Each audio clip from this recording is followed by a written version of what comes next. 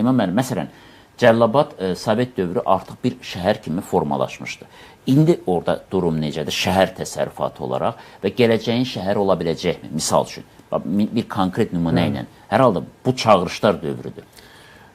Məsələn, Cəlilabad şəhərində siz yəqin efirdən də görürsünüz, bəlkə də sizin televiziya kanalında da reklamı gedib, böyük bir yaşayış kompleksi tikilir və həmin kompleksdə evlərin daha aşağı qiymətlərlə satışı təklif edilir ki, insanlar onu ala bilsinlər.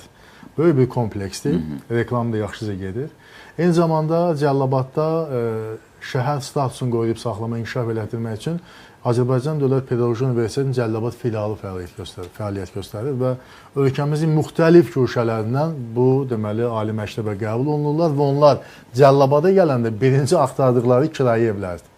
Kiraya axtarırlar ki, avtomatik xidmət sahələrdə inkişaf edəcək onların. Yəni o yerdə ki, ali məktəb oldu, ali məktəbin filialı oldu, həmin yerdə deməli məşğulluq və həmin yerdə müxtəlif sahələrin, xidmət sahələrinin inkişafı üçün yaxşı imkanlar pəncərəsi açılmış olur. Bu baxımdan Cəlilabadın Çünki Cəlilabad güclü aqrar rayon olmaqla bərabər mərkəzində onun müəyyən aqrar mərkəzlərin yaradılması mümkündür. Və eyni zamanda Cəlilabadla bağlı bir şey sizə söyləyim, həddindən artıq quru havası var. Bəlkə insanlar var ki, uzun müddət bronxit xəstəliyindən əziyyət çəkiblər. Deyir ki, 5 il, 6 ay Cəlilabadda yaşadıqdan sonra heç bir həkimə getmədən sağalmışam. Niyə? Çünki quru, deyir ki, havası var. Bunu da qeyd eləmək istəyirəm. Eyni zamanda Cəlilabadın yaxşı tarixi abidələri var və bu turizm baxımından istifadə. Məsələn, Həmşəri var, Həmşəri kəndi. O indiki o karusel olan yerdə təpənin üstündə 6000 illik tarixi var.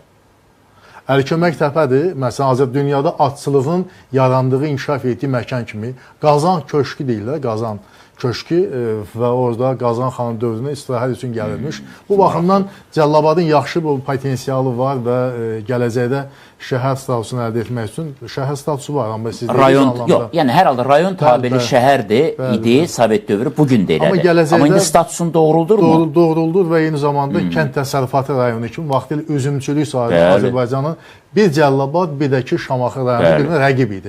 İndi isə bilirsiniz ki, ənənəvi Gədəbəy kartofu deyirlər, Tovuz kartofu deyirlər və Cəlilabad kartofu deyirlər. Yəni bu sahədə çiyələk Cəlilabadın torpağını bir çox hallarda Ukraynanın torpağını Cəlilabada ikinci Ukrayna deyirdilər.